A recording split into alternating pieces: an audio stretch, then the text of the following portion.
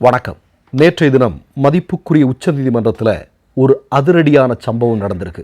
என்ன அப்படின்னு பார்த்தீங்கன்னா, தேர்தல் ஆணையத்தால் வெற்றி பெற்றவர் என்று அறிவிக்கப்பட்ட நபரை தோல்வியுற்றவர் என்று சொல்லி தோற்றவரை இவர்தான் வெற்றியாளர் என்கிற அதிரடி உத்தரவை பிறப்பித்திருக்கிறது மதிப்புக்குரிய உச்சநீதிமன்றம். என்னடா இவ்வளவு பெரிய ஒரு அதிர்ச்சிகரமான சம்பவம் உச்சநீதிமன்றத்தில் நடந்திருக்கு, எந்த ஊடகமே சொல்லலை. மோடி செலெக்ஷன் கமிஷன் ஒருத்தர வெற்றின்னு சொல்கிறாங்க, அந்த வெற்றி செல்லாதுடா, தோத்தவன் தான் வெற்றி பெற்றிருக்கிறான் அப்படின்னு உச்சநீதிமன்றம் சொல்லியிருக்கு. இந்தியாவுடைய ஊடகங்கள் எல்லாம் தலைப்பு செய்தியாக போட வேண்டாமா? ஆனால் போடலையே. ஏன் போடலை?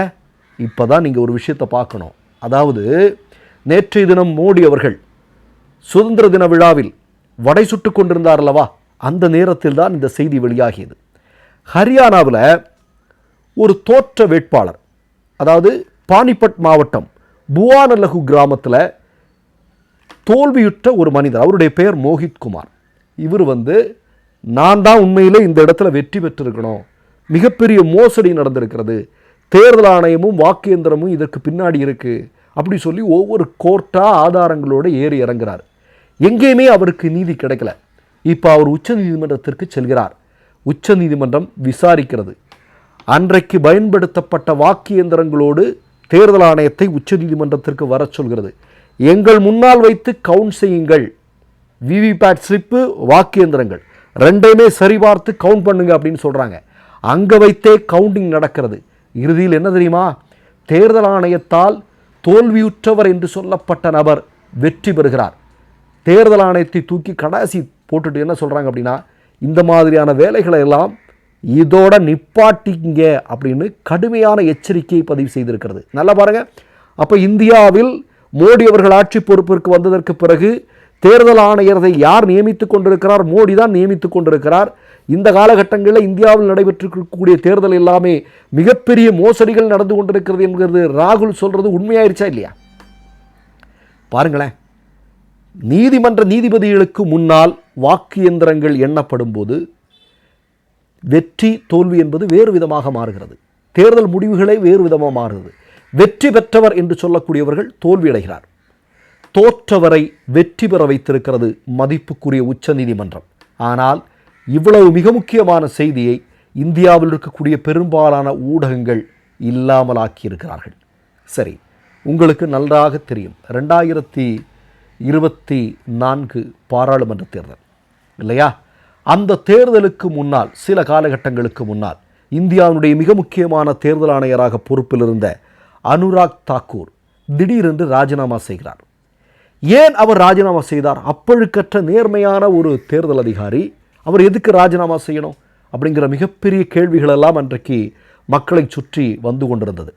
ஆனால் அவர் ராஜினாமா செய்தார். அதன் பிறகு அவர் என்ன ஆனார், இப்போ என்ன செஞ்சிட்ருக்கார் அப்படிங்கிறதெல்லாம் நமக்கு தெரியாது. ஆனால் அனுராக் தாக்கூர் தேர்தலுக்கு முன்பே ராஜினாமா செய்ததற்கு பிறகு ராஜீவ்குமார் தலைமையில் நடைபெற்ற தேர்தல்களில் மிகப்பெரிய மோசடிகள் நடந்திருப்பதாக இன்றைக்கு ராகுல் காந்தி உட்பட எதிர்க்கட்சி தலைவர்கள் அம்பலப்படுத்தி இருக்கிறார். அப்படி என்றால் அனுராக் தாக்கூருக்கு தெரிந்திருக்கிறது, மோடியை வெற்றி பெறச் செய்வதற்கு தேர்தல் ஆணையம் மிகப்பெரிய மோசடியில் ஈடுபட்டிருக்கிறது. இதற்கு நான் ஒத்துழைத்தால் என்னுடைய வருங்கால தலைமுறையினர் என்னை ஒருபோதும் மன்னிக்க மாட்டார்கள் என்பதை புரிந்து கொண்ட அந்த மனிதர், அந்த மிகச்சிறந்த மனிதர் வேறு வழி இல்லாமல் தன்னை ராஜினாமா செய்து அதிலிருந்து வெளியே போனார். இது நடந்தது. இதை நம்ம மறுக்க முடியுமா? இந்த நேரத்தில் நம்ம பேசி ஆகணும். சரி, இன்னொரு செய்தியை நான் சொல்கிறேன்.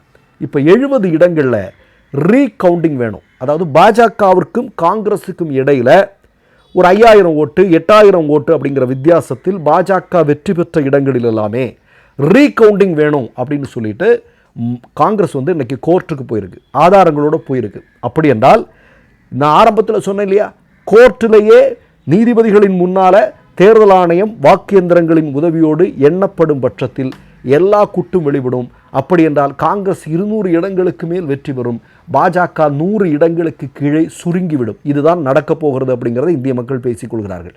ஒரே ஒரு செய்தியை மட்டும் நான் உங்களுக்கு சொல்ல விரும்புகிறேன். என்ன தெரியுமா? ஸ்மிருதி இரானின்னு ஒருத்தங்க, உங்களுக்கெல்லாம் நல்லா தெரியும் இல்லையா? உத்தரப்பிரதேசத்தில் 2019 பாராளுமன்ற தேர்தலில் நீங்கள் நல்லா பார்த்துக்கணும், ராகுல் காந்தியை தோற்கடிக்கிறார். இந்த பதிவை நம்ம ஏற்கனவே சொல்லியிருந்தோம். ஆனால் திரும்பவும் இதை பேச வேண்டியது இருக்குது. ராகுல் காந்தி தோற்று போகிறார் இல்லையா? ஆனால் என்ன நடந்தது என்றால் பின்னால் நாளில் ஒரு செய்தி வருகிறது. என்ன செய்தி அப்படின்னா, ஸ்மிருதி இரானியினுடைய வெற்றியில் மிகப்பெரிய மோசடி நடந்திருக்கிறது. அது எந்த மாதிரி மோசடி அப்படிங்கிறதுனா, நீங்கள் ஸ்மிருதி இரானியினுடைய மிக நெருங்கிய உதவியாளர் மரணமடைந்து போகிறார். மர்மமான முறையில் மரணமடைந்து போகிறார். சரியா? அவரை இறுதிச் சடங்கில் தூக்கிட்டு போகும்போது ஸ்மிருதி இரானி சொல்கிறாங்க, எத்தனை வருஷத்துக்கு 7-8 வருஷத்துக்கு முன்னாடி என்ன சொல்கிறாங்கன்னா, இவருடைய மரணத்திற்கான காரணத்தை நான் கண்டுபிடிப்பேன் அப்படின்னு சொல்லி பயங்கரமாக மோடி பேசுகிற மாதிரி, அமித்ஷா பேசுகிற வடை சுட்டாங்க. இன்றைக்கு வரைக்கும் அந்த மனிதருடைய மர்மமான மரணத்திற்கு பின்னால் இருக்கக்கூடிய காரணம் கண்டுபிடிக்கப்படவில்லை. ஆனால் பொதுவாக ஒரு செய்தி உலா வருகிறது. என்ன அப்படின்னா, ஸ்மிருதி இரானி மோசடியின் மூலமாக, தேர்தல் ஆணையத்தின் மோசடி மூலமாகத்தான் அந்த இடத்துல வெற்றி பெற்றார். அந்த ரகசியம் இந்த உதவியாளருக்கு நன்றாக தெரிந்திருக்கிறது. அதனால இந்த உதவியாளருடைய மர்ம மரணத்திற்கு பின்னால் ஏதோ சில கருப்பு கைகள் இருக்கிறது என்ற செய்திகள் அன்றைக்கு வெளிவந்து கொண்டிருந்தன. அப்படித்தான் ராகுல் தோற்கடிக்கப்பட்டார் என்கிற செய்தி மிகப்பெரிய அளவில் உலா வந்து கொண்டிருக்கிறது. இப்போ நான் என்ன கேட்குறேன், இன்றைக்கு உச்சநீதிமன்றம் வாக்கியந்திரங்களை தூக்கிட்டு வா, ஏன் முன்னாடி வச்சு எண்ணு அப்படின்னு சொல்லும்போது வெற்றி தோல்வி மாறுகிறது. தோற்றவர் வெற்றி பெறுகிறார், வென்றவர் தோற்றுவிடக்கூடிய காட்சியை பார்க்கிறோம். தோற்றவரை வெற்றி பெற்றவராக உச்சநீதிமன்றம் அறிவிக்கிறது. அப்படி என்றால் இங்கே என்ன நடந்து கொண்டிருக்கிறது என்பதை மீண்டும் சொல்லி தெரிய வேண்டுமா? அப்போது நான் என்ன கேட்குறேன்னா, கவுண்டவுன் எப்போவுமே பதிவுகளில் சொல்கிற மாதிரி கவுண்டவுன் ஸ்டார்ட் ஆகிடுச்சு. எப்போ வேண்டுமானாலும் என்ன வேண்டுமானாலும் நிகழலாம். மோடிக்கு சைரன் ஒலி கிடைத்து விட்டது. ஆட்சி எண்ணப்படுகின்றன. ஆனால் எண்ணப்படுவது முக்கியமல்ல. ஆட்சி கவிழ்ந்து விட்டால், அடுத்த ஆட்சி வந்தால் பாஜக தலைவர்களுடைய நிலைமை என்ன? தேர்தல் ஆணையத்தின் தலைமை பொறுப்பில் இருந்தவர்களுடைய நிலைமை என்ன? இன்றைக்கி தான் நேற்றை கூட ஒரு செய்தோம். என்ன, தேர்தல் ஆணையத்தினுடைய தலைமை பொறுப்பில் இருந்த ராஜீவ்குமார் குடும்பத்தோடு தப்பி ஓடிவிட்டார். அதை வேறு சில நிறுவனங்கள் மறுத்திருக்கின்றன. ஆனால் இவ்வளவு பெரிய ஆதாரங்களோடு ராகுல் காந்தி செய்திகளை வெளியிட்ட பிறகும் இன்று வரைக்கும் அவர் அது குறித்து பேசுவதற்கு ஊடகங்களுக்கு முன்னால் தோன்றவில்லை. எங்கே இருக்கிறார் என்னங்கிறதெல்லாம் யாருக்கும் தெரியல. அப்போது மிகப்பெரிய சிக்கலை நோக்கி பாஜக தள்ளப்பட்டிருக்கிறது. மோடியும் அமித்ஷாவும் தனி அறையில் உட்கார்ந்து எப்படி தப்பிப்பது என்பதை பற்றி சிந்தித்து கொண்டிருப்பார்களோ என்னவோ தெரியவில்லை. மற்றொரு நிகழ்வில் சந்திப்போம். நன்றி, வணக்கம். மை நேம் இஸ் ரெட் சேனலை சப்ஸ்கிரைப் பண்ணிக்கோங்க. அதுக்கப்புறமா பக்கத்தில் இருக்கிற ஜாயின் பட்டனை கிளிக் பண்ணீங்கன்னா ஒரு நியூ பேஜ் ஒன்று ஓப்பன் ஆகும். அதுலேயும் ஜாயின் பட்டனே கிளிக் பண்ணிக்கோங்க.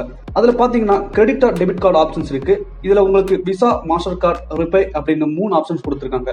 அதில் நீங்கள் எந்த கார்டு சூஸ் பண்ணுறீங்களோ அந்த கார்டோட நம்பர் என்டர் பண்ணிக்கோங்க. அப்புறமா கார்டோட வேலிடிட்டி மந்த் அண்ட் இயரை டைப் பண்ணிக்கோங்க.